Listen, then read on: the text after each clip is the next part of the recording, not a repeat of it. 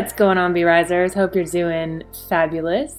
Here I had 2 of these protein cacao balls. These will be in my ebook coming soon, along with this homemade hot chocolate, which is really delicious.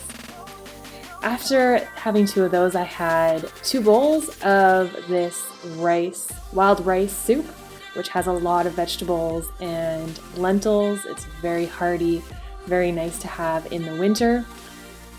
For dinner, I made this chickpea wrap, and I soaked chickpeas for 8 hours. I just feel it digests better, as well as these sweet potato fries, which I did in the oven.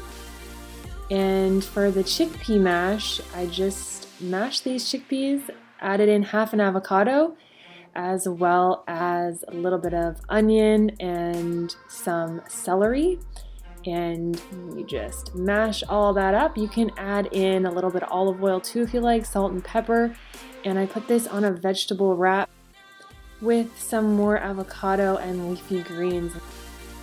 Hope you enjoy this video. Hope it gives you some healthy food ideas.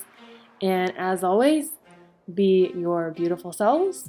Be getting in some healthy whole foods today. And when you do that, we'll all be rising.